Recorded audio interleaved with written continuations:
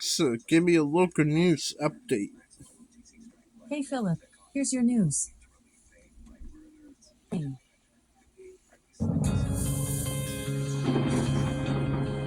Well, suddenly starting to feel hotter in Maine this week, and we're starting to hear a lot about the heat index. Yes, meteorologist Aaron Myler joins us now to explain what that even is. Good morning, Aaron. Good morning, you both. Yeah, there's a lot going on in weather generally all the time, but I guess the big question right now is why do we feel hotter than the actual temperature when it's humid outside?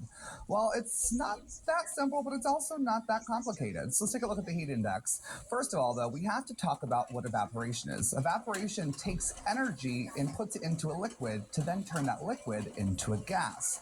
That's what's happening when we sweat. When you sweat, you take that sweat that's on your body and takes some energy out of your skin, some heat energy, and turns it into a liquid.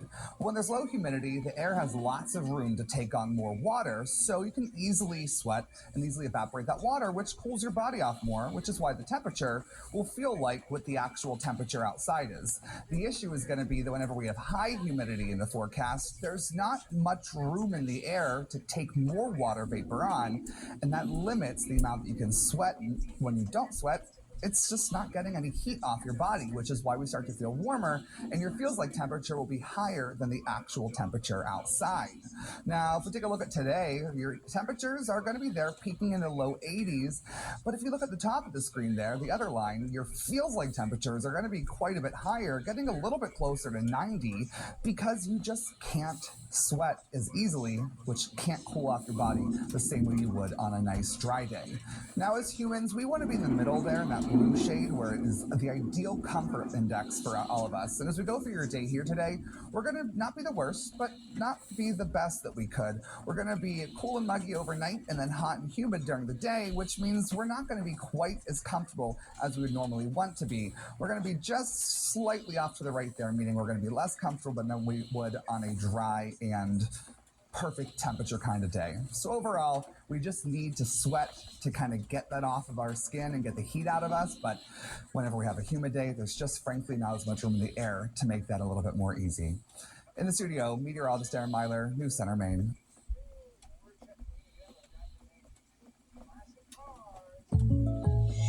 Jake from State Farm here to answer your what ifs. What if I need a policy, but I just can't choose? An agent can help you choose. At State Farm, we're there for your what ifs. Like a good neighbor, State Farm is there. Call or go to statefarm.com for a quote today. Now, Audible gives you audiobooks, podcasts, Audible originals, and more, all in one place. Whether you want to dive into a series, listen to a popular bestseller, or check out the latest episode of a great new podcast, Audible has you covered. Enjoy genres you love, like motivation, mysteries, and sci-fi. Follow names you know in comedy and true crime podcasts. Or discover the Audible exclusive everyone's talking about, The Sandman. The new Audible is your playlist for life. Try it for 30 days on us. Visit audible.com. Good evening, everyone. Thanks for being with us. I'm Brian Yukono. And I'm Samantha York, in for Amanda Hill. Whether it's in a small town or a big city, having a place to live that you can afford is something everyone needs. But all too often, that need is not being met. Today in Lewiston, ground was broken on a new development that will meet at least part of the need there. And as News Center Maine's Jack Moment reports, about half of the 82 units under construction now are already spoken for. This is what Lewiston City staff, state, and federal representatives are calling a project of monumental impact. The state of Maine is building strong communities. With Governor Mills, Senators Angus King, and Susan Collins, this is the beginning of an 82-unit housing project. Half of those units will house those already in low-income housing. We're making sure that this city is seen as the extraordinary place that it really is. How you doing, man? The other one, just less than a mile from the proposed project, unhoused people find some refuge. There's just nowhere to go right now. Aaron Reed with Trinity Jubilee Center Shelter and Soup Kitchen says they are serving twice as many unhoused people this year compared to last. We have people, they borrow our phone and call landlords over and over and over, and it's just every call, nope, sorry, I don't have anything available.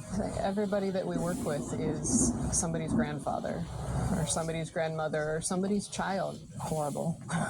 Why? because there's nowhere we're allowed to be. Shelly Alvarez says her and her husband became unhoused just last week. The rainy weather, she says, put her husband out of work, and they're now kicked out of their low-income housing. We got behind on the rent, and now here we are outside. Now, praying for an answer. But I'm hoping to have this all by the time I have the baby. And while her family continues to grow. I'm just praying that something happens.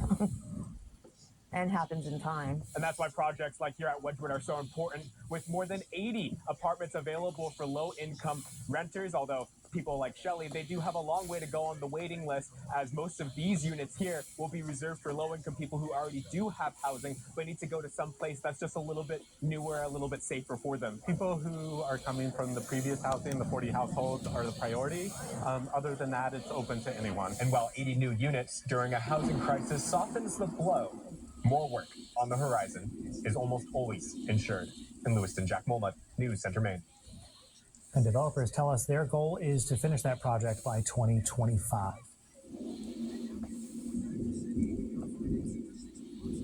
Welcome to Lost Ark.